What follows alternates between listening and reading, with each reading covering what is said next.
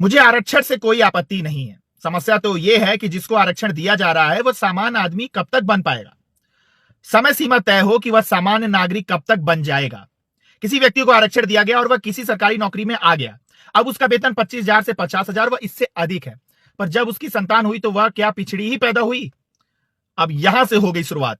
अब देखो, उसका जन्म हुआ प्राइवेट अस्पताल में, पालन पोषण हुआ राशि माहौल में, फिर भी वह गरीब, पिछड़ा और सवर्णों के अत्याचार का मारा हुआ। उसका पिता लाखों रुपए सालाना कमा रहा है तथा उच्च पद पर आसीन है, सारी सरकारी सुविधाएं ले रहा है, वह खुद जिले के सबसे अच्छे स्कूल में पढ़ रहा है और सरकार उसे पिछड़ा मान रही है, सदियों से सवर्णों के अत्याचार का शिकार मान रही है। आपको आरक्षण देना है, दो, बिल्कुल दो, पर उसे नौकरी देने के बाद तो सामान्य बना दो मालिक।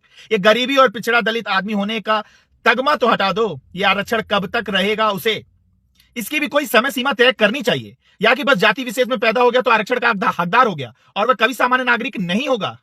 अब दादाजी जुल्म के मारे, बाप जुल्म का मारा और पोता भी जुल्म का मारा, आगे जो पैदा होगा वह भी जुल्म का मारा ही पैदा होगा। ये पहले से ही तय कर रहे हो आप लोग। वाह रे मेरे देश का दुर्भाग्य, वाह रे महान देश।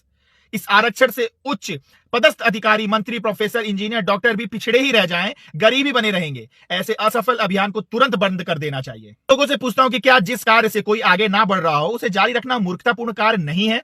हम में से कोई भी आरक्षण के खिलाफ नहीं, पर आरक्षण का आधार जातिगत ना होकर आर्थिक होना चाहिए। सबका साथ सबका विकास, अंत्योदय योजना लाओ, अंत को सबल बनाओ और वो भी तत्काल प्रभाव से। प्रमोशन में आरक्षण तो बंद होना ही चाहिए, नैतिकता भी यही कहती है और संविधान की मर्यादा भी।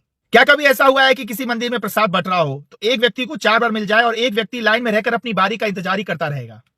आरक्षण देना है तो उन गरीबों लाचारों को चुन चुन के दो जो बेचारे 2 वक्त की रोटी को मोहताज हैं, चाहे वे अनपढ़ ही क्यों ना हो। चौकीदार, सफाई कर्मचारी, सिक्योरिटी गार्ड, कैसी भी नौकरी दो, हमें कोई आपत्ति नहीं और ना ही होगी। ऐसे लोगों को मुख्य धारा में लाना ही मेन उद्देश्य है।